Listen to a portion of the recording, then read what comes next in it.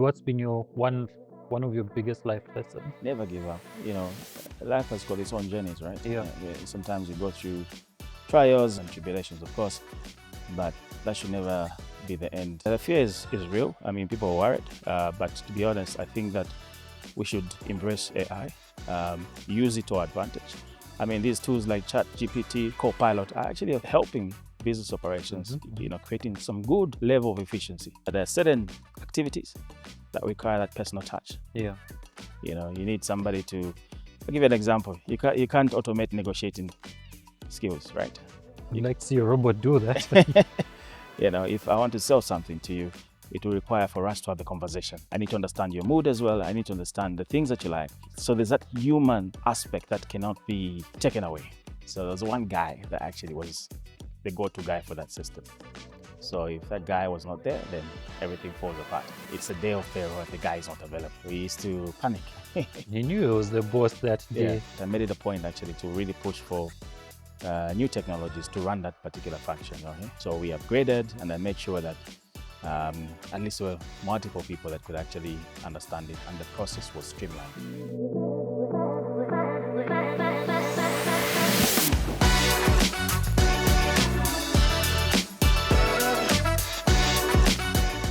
Hello, everyone. Welcome to the Money and People podcast, the show that connects the dots between financial success and the power of human capital.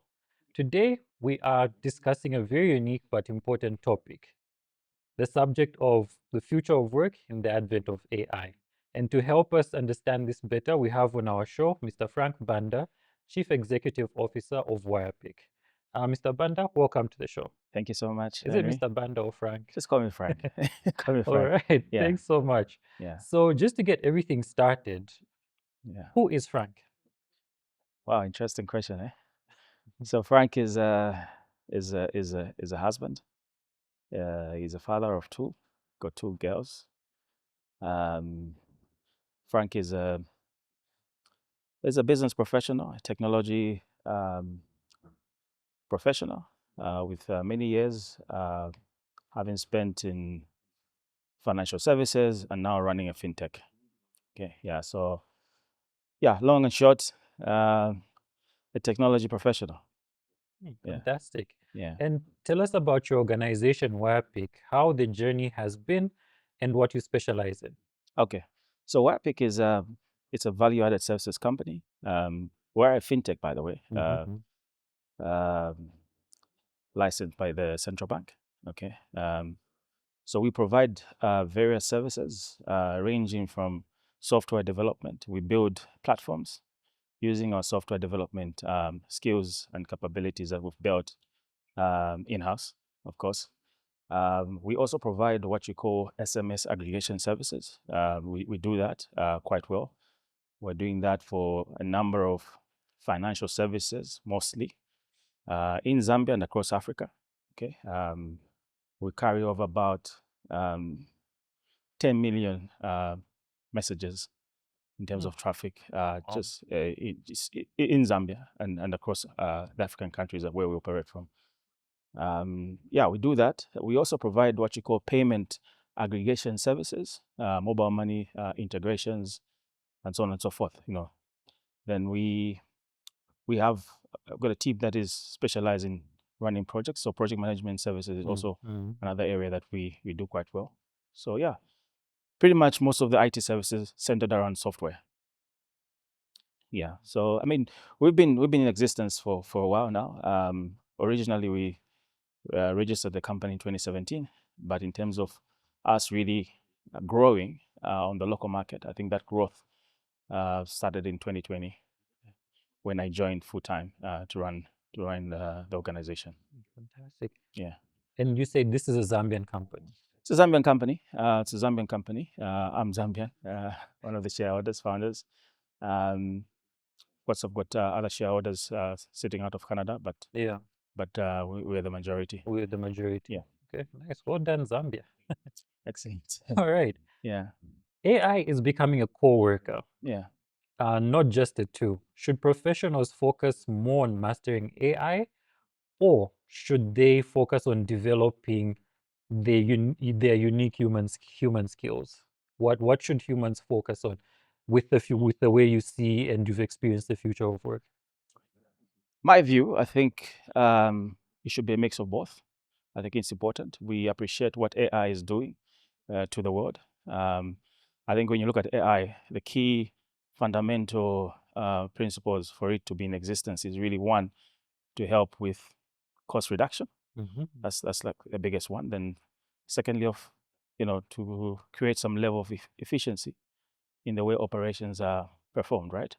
So you go with that in mind.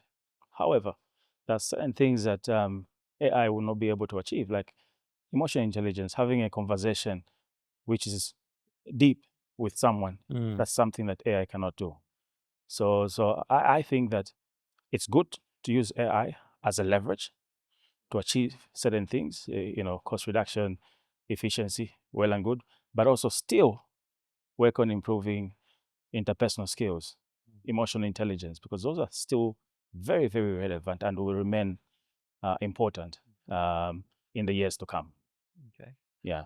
No, it's fantastic that you highlight that, because I think one of the fears that a lot of people have in my conversations is our jobs are being taken away. Yeah. We're becoming irrelevant soon. Yeah. What are we going to be doing in 5 years since AI is doing everything? And Yeah. so, there's this fear of how am I going to position myself to still get a job, to still get a Yeah. salary, Yeah. because left, right, and center, everything seems to be automated. Yeah. No, it's true. I mean, there's a fear. The fear is real. I mean, people are worried. But to be honest, I think that we should embrace AI, use it to our advantage. I mean, these tools like ChatGPT, Copilot are actually helping business operations, creating some good level of efficiency. So use them to your advantage, uh, use them to automate some of those mundane processes, Yeah. And Yeah. I was thinking, and I think we probably did have a chat on the sidelines, or I was talking to somebody else. See, AI has really always been there. It's just that we never called it AI. But Yes. ever since work was there, there's been some form of AI somewhere, Correct. taking its shape and form. So Yeah. you sort of wonder why people are really scared now. Just to give insight, just the other night, everyone went to bed early. I had too much energy. I went to watch Runaway Jury. Maybe it was in memory of Gene Hackman. But if you look at how they were selecting the jury panel, and it's a 2003 movie. But they sat with big computers and big TVs and say, no, this person came from this is the history. So if you put this guy on the panel, they'll get you the result you want and this and that. And I'm like, isn't that AI that they're talking about? I mean, you circle back to other older movies. It was always which one was that? Enemy of the State. Enemy of the State as well. That was Will Smith. Yes. Yeah. That was Gene Hackman again. So Gene Hackman could be the father of AI. And I'm just joking, but it seems to have been, from my perspective, it seems to have always been there. Yeah. So why are we scared now? Yeah. I mean, look, I spent a good amount of time in the financial services, and I think the buzzword those days when I was there, and I think even now, it's always been, can you automate processes? Yes, automation. Automated processes, So to a large extent, that's AI, because basically what AI is doing is automating tasks, processes. You're using technology, you're using coding to actually automate those processes. And it's a similar principle that's been applied in the past as well. It's only that I think now AI thus far has matured in 2025, probably at its peak. Yeah. Thus far. Obviously, we expect more, but I think right now it's probably this year we've seen a significant rise in terms of activities that are centered around it. Yeah. Yeah. And what I do recall from past days, especially that you talk about automation, and automation has been there from the 70s and all of that stuff, which we're assuming was AI. And survival then was to go to school, do further studies, upskill yourself, be more involved in the job, and that kind of thing. Is it the same concept right now? Is it a similar survival tool as they had back then, where all you need to do is now start thinking of yourself and upgrading yourself? I think it's almost similar, only that now the demand is a bit more. Yeah. because we're seeing a lot more tasks, and processes being automated, and there's now a stronger demand for people, for staff, for workers to be able to adapt to those changes. So with that demand, it requires you to also upskill yourself. Okay, and we're seeing that a lot now. I think it's going down even at school level. The children now are being asked to learn skills, tools that will be used to to automate tasks. Okay, I think I saw something. Is it the other day? I saw something. I read something that in China now every child from 1st of September in secondary school will be required to study AI. Okay, software development. Yeah. And it's happening even here in Zambia in some private schools. I know my daughter is actually one of those ones that is actually learning computer science, and she's only in grade 9. So they're really trying to prepare the children for the changes that will happen in the future, and I think that it's something we should all do. Yeah. Yeah, no, I think that's Yeah. the learning bit. Yes, I read about that one in China. Mm. Also, Donald Trump, was it on Thursday, signed an executive order as Yeah. well. I mean, in summary, it was basically just an executive order pushing people to increase their competencies. Yeah. So it's either you reject it and you get thrown out, You or get thrown just out. Yeah.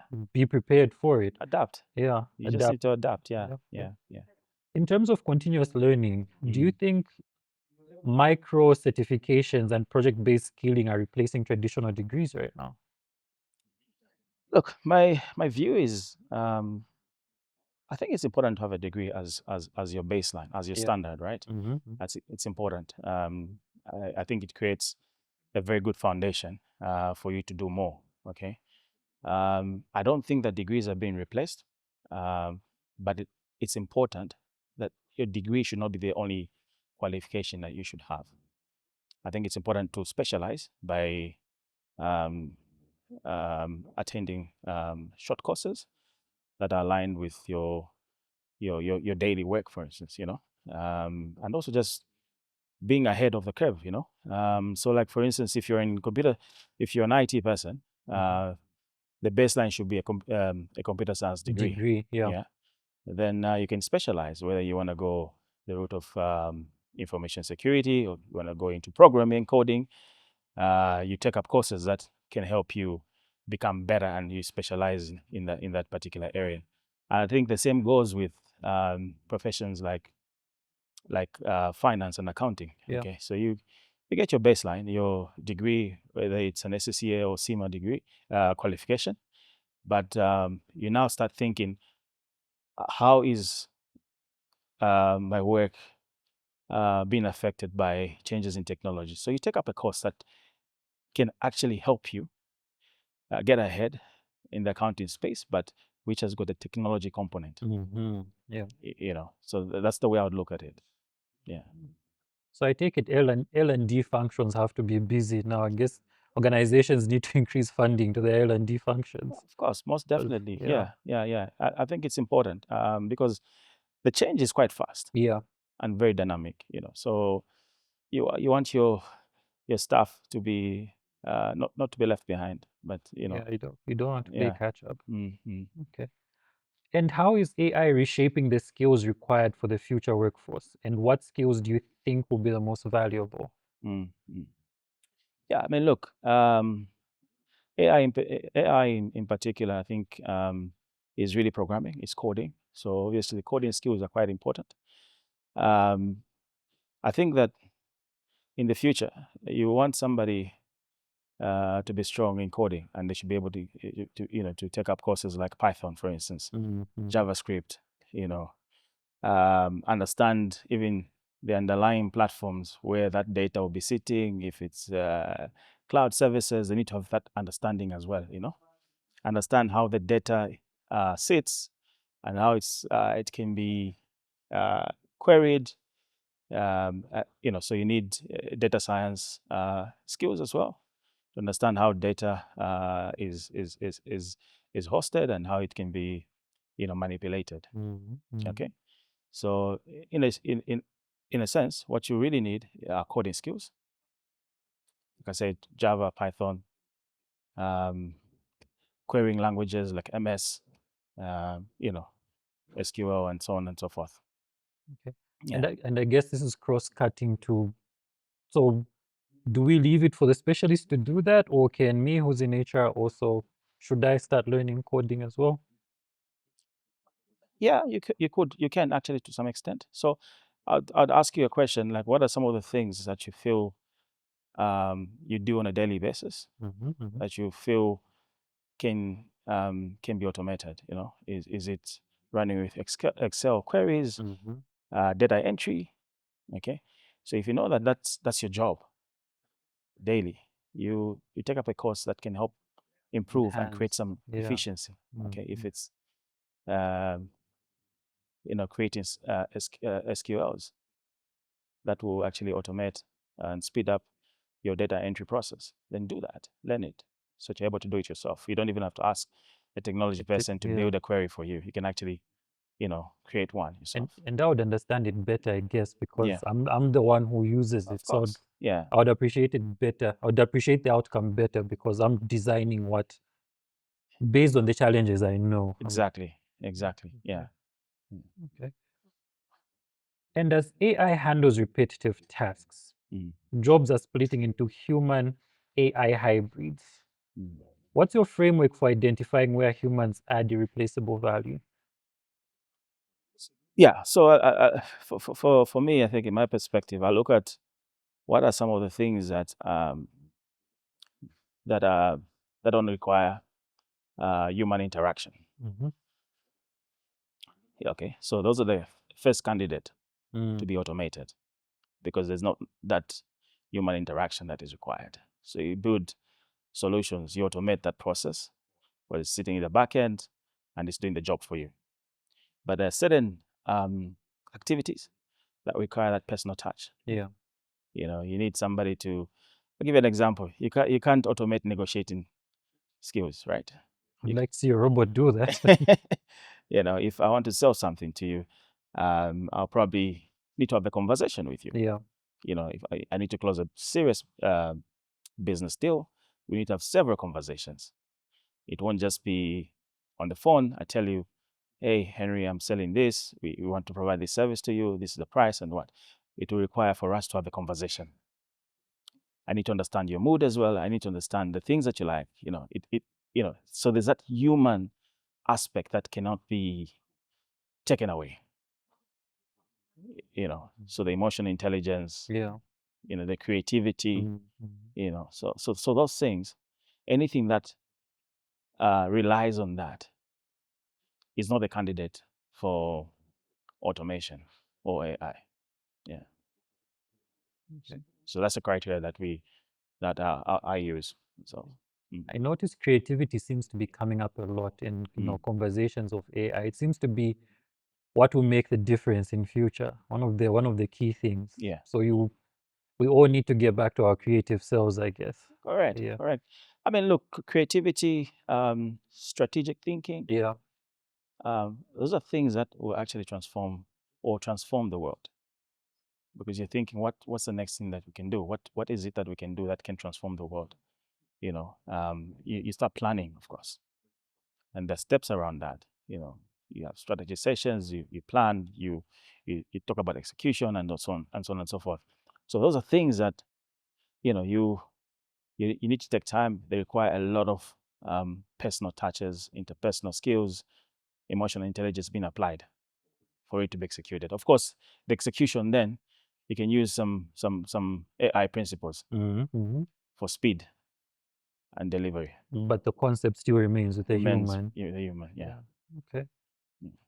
And in your experience and in your work, what are some of the misconceptions that you've encountered regarding AI, and how have you been addressing them?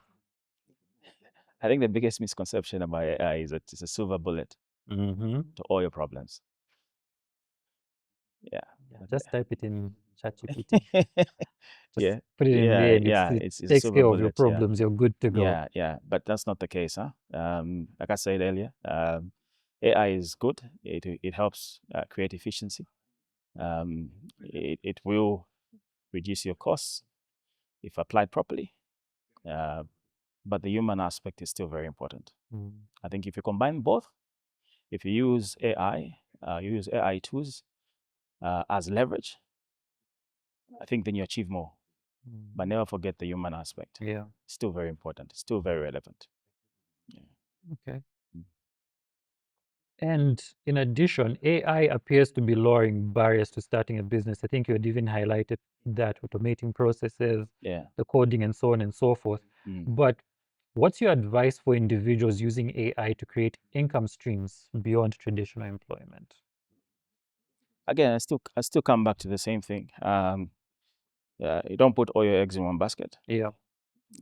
If you've got an income stream using AI tools, well and good, but combine it with the traditional. Mhm. Because in our environment, we're still at infancy when it comes to process automation and AI. We're still growing, so the traditional is still relevant. Mhm. So you still use it, but if you've got tools and you're using that to push for revenue generation, well and good, but mix it, then Yeah. you get the best results.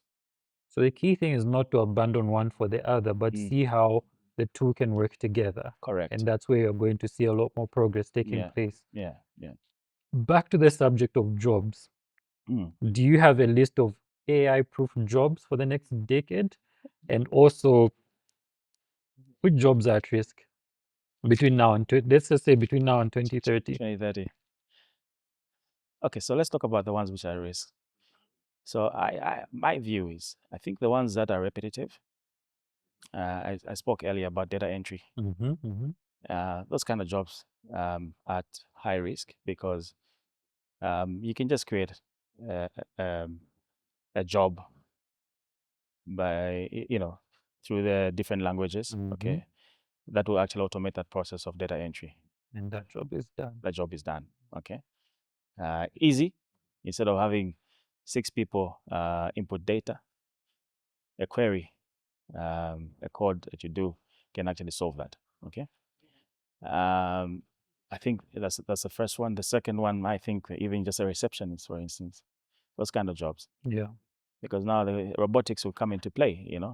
Put a robot at the reception, ask you questions. Can you, what's your name? Can you enter your details in the register? And It's kind of like what we mm, see. I mean, the first example that comes mm, to mind is multi-choice, yeah, where you walk in, there's that machine which you type in what you're looking for. exactly. Is that the replacement for a Yeah, receptionist? exactly. I So mean, it then it's gives you already, yeah, yeah, so it gives you so you type in your query. mm, I think you press a button, it's got a yeah. list of queries you press, and then it tells you where Gives to you a go. ticket. Yeah, Yeah, it gives you a ticket. yeah, So that's yeah. kind of like one of the replacements, I guess. Correct, correct. Then we're also seeing a lot of that happening in customer services. Yeah. Call centers now, some of them are actually, to some extent, have been automated. So call center people are being replaced by AI technology. Yeah. Okay. So I think those are some of the jobs, and of course, I spoke earlier about in the legal space. There's a view that will change quite quickly by automating the review of contracts. So ordinarily legal people take a bit of time to understand the contents of the contracts, Mm-hmm. but now there's a push to actually automate that process. So that will see, in my view, especially legal assistants that are tasked with the job of reviewing contracts, AI will take over that function going forward. But in terms of the ones that cannot be replaced, I think that the ones that demand, like I said, the human touch, the human feel, interpersonal skills, emotional intelligence, jobs like teaching, for instance. Mm. I think that it's difficult to to get a robot to actually teach you because I think teaching requires a bit of the connection. It needs some empathy there. You Empathy, need to yeah, understand. You yeah. need to be, it's not just looking at the grades, but you need to Mm. be able to see Y- someone who's struggling. You call them to the side, what's Yeah, going what's going on, on, what's happening, anything yeah, happening at yeah. home. Yeah. How can we help you? Yeah. Those kind of things. So yeah, for teachers, I think that they'll still remain relevant. Of course, they'll use AI tools to help speed up their jobs. Um, and we're going to see that. I also think even the jobs of doctors. I think you still need a doctor. Haven't there have been breakthroughs in there? I think, okay, I've been watching movies, Yeah, so don't yeah, quote me, yeah, where, you've got a machine in the yeah, UK, doing surgery. yeah. But then again, the doctor there's still someone There's, instructing it. there's It's still, it's yeah, not yeah, diagnosing and then, yeah, setting up the table and yeah, doing the operations. yeah. So it might speed up some of the activities, but it will Correct. still need that human doctor The- to. to be present. So the doctor who would then maintain their relevance is that Yeah. guy who's then been upskilling themselves, Correct. Correct. understanding how machines work, Mm. their weaknesses, and Yeah. so on and so forth. Yeah. So it still comes down to us as individuals to, To adapt. yeah, To adapt. abandon the repeat. Once something Yeah. becomes too repetitive, instead Yeah. of you keeping that job of repetitiveness, say, how do I Do something automate else. it? Yeah, Do something so that else. it frees me up to Mm. do other, Yeah. more important things. Yeah. Okay. Yeah. So that's the way I see things. Yeah. Yeah. Okay. Well, Yeah. that's interesting. I never Mm. really saw it that way. Yeah. Yeah. Okay. Mm. And what specific skills should young professionals and graduates focus on to stay relevant in where we're going? Of course, number one is coding. Yeah. You need, as a young person, I think it's important now, where the world is going. Like I said, look at China, for instance. Mm-hmm. From 1st of September, all the kids in secondary school will be learning coding. We need to do the same, even here in Zambia, because those skills will become very important in the future, because I think there'll be a lot of automation that will be going on. And whether you're a lawyer, whether you're an accountant, whether you're a doctor, at least you should be able to have that skill Let's on the go. side, in your back pocket, Mm-hmm. to be able to automate But or develop. is this possible in a Zambian context? I mean, how many people have access to a cell phone for starters? How many people have access to computers and things like that? How do we, considering this our state, Mm. be it economy and so Yeah. education. I think there was a Bank of Zambia study 3, 4 years ago. Yeah. I think the outcome of it was that only 1% of our population has a degree or Yeah. something like Yeah. that. Yeah. How far off are we, and how fast are we moving? Is the technology leaving us already? Is the gap widening Yeah. for Zambia and within Zambia as well? And what are some of the quick interventions that we can put in place to bridge that? Yeah. I mean, look, obviously, the biggest thing that happened in the last 2 years in Zambia is the free education, of course. I think literacy levels will definitely improve because of that. I Yeah. think that's the number one thing that needed to happen. Okay, before we even go to access to technology and phones, I think that baseline of having access to free education, I think, was very important. I'm not sure if all the schools in Zambia, actually, not all the schools in Zambia have got access to computers. Yeah. Okay, so maybe that's where the challenge is, for fast adoption of AI technologies. But those ones that do have, and which we're seeing that, and we're seeing that a lot more in private schools. I think they're really pushing the students to adopt to technologies, different technologies centered around computer science. Okay, so in a nutshell, I think the challenge has been the fact that we don't have easy access to technology Yeah. in all the different schools in Zambia. But the ones that have access to it are really pushing upskilling of their students. So I'm guessing post-free education, the next push should be at least each school having a computer center of some. 100%. I mean, it doesn't matter the computer you have, how old it is, but at Mhm. least it gives you that hands-on feel to Yeah, set you up. I mean, I remember in primary school. yeah, I mean, I went to a government school back in the day, and we just used to see test tubes in in books. Yeah. So just Yeah. so this is a test tube, your test will be to draw the Yeah. test tube, and Yeah. then you then move to secondary Yeah. school, Yeah. and you now have an actual test tube. Yeah. What you then notice is the guys who had gone to private schools, Yeah. it was easy for them. It was touch and go. Whereas for Exactly. some, I was like, I remember seeing this, I remember seeing that. Yeah. But the fact that I was already literate by Yeah. seeing it in a book and having a teacher Yeah. explain to me what happens, Exactly. in as much as the other guy had a head start, Yeah. it didn't take me another year to catch up Yeah. because I'll just remember learnings Yeah. and say, but teacher explained that I hold it like this and Yeah. I Yeah. do it like that. So Yeah. I guess the free education is a real game Yeah. changer for now. No. At least it gives you a picture. So Yeah. maybe what we just maybe need to look at is to focus on AI theory training. Where we don't have the material, let's Yeah. teach the theory. Yeah. At least we'll give the kids a fighting chance, and then post that. Yeah, the AI theory, yes, it works, but I think with tech, it really has to be hands-on. It has to be hands. Yeah, no, I Yeah, hear. yeah, yeah, I'm yeah, really just thinking of what yeah. sort of any head start we can Any have. head start, yeah. But you're right. Yeah. I mean, I think the biggest thing is, just it being taught that there's this that is happening. Okay, you guys, let's prepare for it. You need to understand this is how the world is moving to. There are technologies that you should be aware of. If you have access, please go Use ahead, it. use Yeah. it. Yeah, but this is how it works. I think that's probably the best that can happen. Yeah, to give you that little head start. Okay. Yeah. In terms of advancement, what's one AI advancement you predict will redefine work in the next 5 years? And how should we prepare for it? Yeah. So anyway, look, I think there's a lot that's going on. Some of it we spoke about. Yeah. In the legal space, we've talked about how um, AI will be used to review contracts and to speed up the turnaround time to closing contracts. Right? Yeah, that's one. It's already happening in some extent. But I also see in the delivery space, because now we've got self-driven cars now, right? I think that they'll be very apparent in the next years to come, thereby taking away delivery jobs and taxis. Because now if you have a situation where you order an Uber, you don't need to have a driver in there. It And just brings itself and you gets just you. enter your destination and it will take you where you're going. I think that will probably be the biggest thing to happen in the future. It's already happening, I think, in the US at a low scale. But I think it will be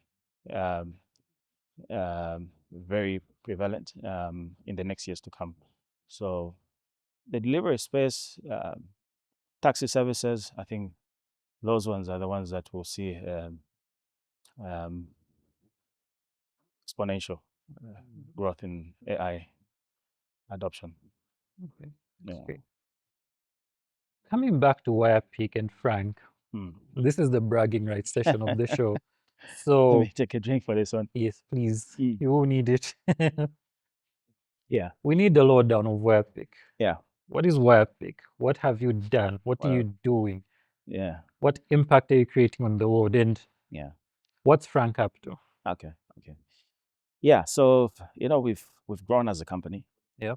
I like what we're doing on the market so far. I think our biggest goal when we set up Wirepick was really to provide value to our clients.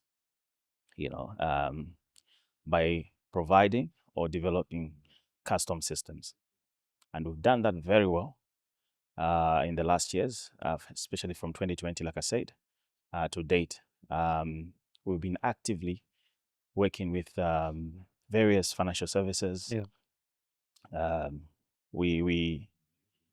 I'm happy to say I think we're probably one of the biggest aggregators on the SMS front in Zambia and across Africa.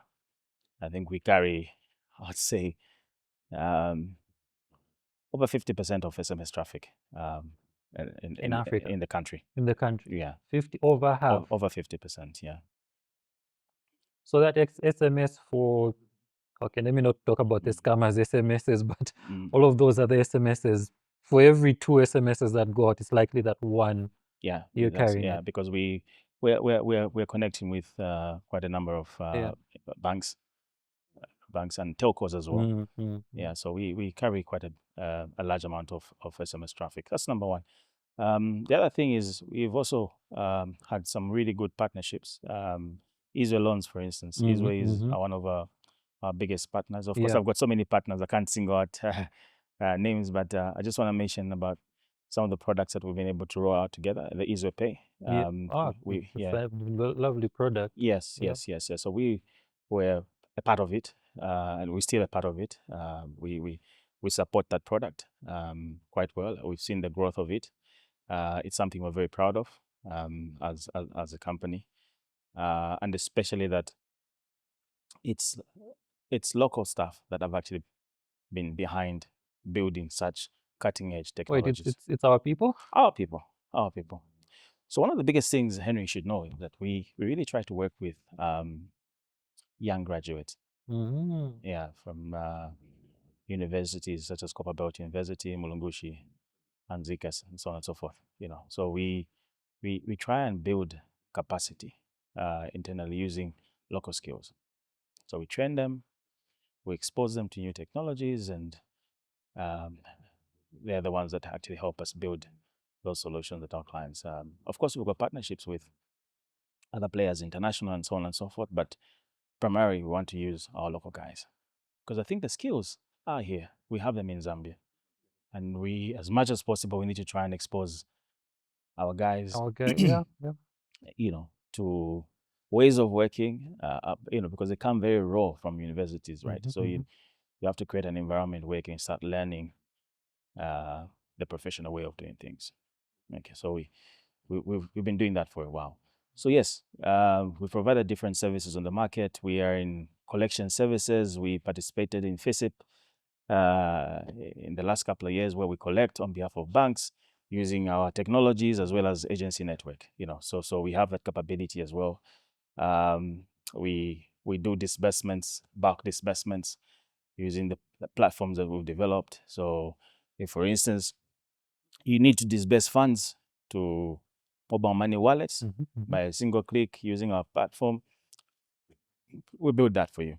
It's actually already built. Okay. So we do that. We've run projects. There are companies who say, you know what, we're too busy running our business operations. We need somebody that can come in and help us just run this particular project, execute it. Yeah. So we have that capacity. So we come in and run it for you from bottom up.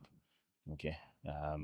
So those are some of the things that we do. So we're excited in terms of some of the things that we've been able to achieve and what we're achieving, the impact that we're having on the market, and we can see it, every day. And that's, for us, that's how we draw our pride. Yeah.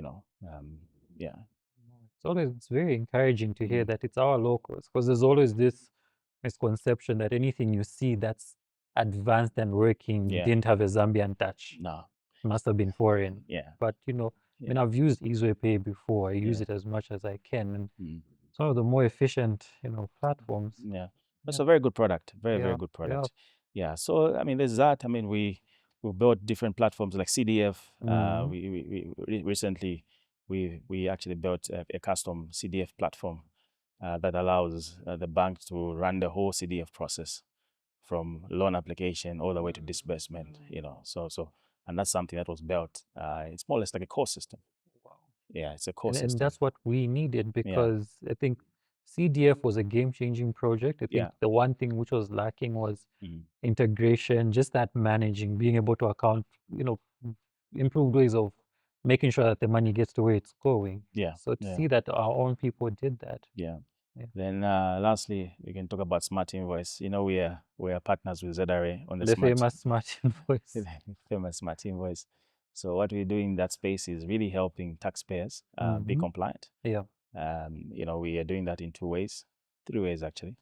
The first way is obviously if they've already got an invoicing system, they've got an ERP system, and they want to integrate with ZRA. We're the ones who sit in the middle, because we're already connected to ZRA. They integrate through us, and they become compliant. And then at the same time, we've also built our own invoicing application, which we are giving out, or which we are selling to taxpayers, so they don't have to do the integration, but they Yeah. just get onboarded on our invoicing application, and they start using it, and they become compliant. Yeah, then we've also built a mobile application. So especially for those small businesses, they need to be compliant. They don't have an invoicing solution. They just use the app itself on the phone, issue invoices using the app. Yeah, so that's been quite some big project for us because Very busy. we've been able to actually help a lot of clients, large taxpayers, medium, small, all the different categories. We've been able to support them. So yeah, And Frank, what's Frank's story? What's Frank's legacy? How should we remember Frank? I think that yes, very interesting. I think for me, I think I like to be remembered for the impact I had on people. Um, I'm one of those people that has got um,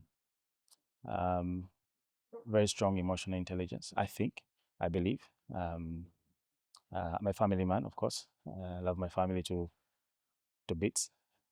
They're everything to me. You're a good man. Yeah, but I also pride myself in the impact I'm having on others, positive impact I'm having on others. So I believe I've touched people in different ways, positively, and I'd like to be remembered for that. For the positive impact that I had on people, and that's where I really draw my pride from. Yeah, And what's been your one of your biggest life lessons? never give up. Never give up. Life has got its own journeys, right? Yeah. Sometimes you go through trials and tribulations, of course, but that should never be the end point for you. You still have to carry on and press on. You press on. Just believe that you have it in you. I know it's easier said than done, but Yeah, no, we've walked the definitely. journey, so we're speaking from experience. And tell That's that to far. Arsenal fans. If you think they'll win the league, No, but keep pushing. yeah, they're, Keep they're pushing. never One giving day up. it will happen. One day it will Yeah, happen. about that. We wish them all the best. Yeah, yeah. So I think just never give up. Keep pressing Yeah, on. Keep pressing on.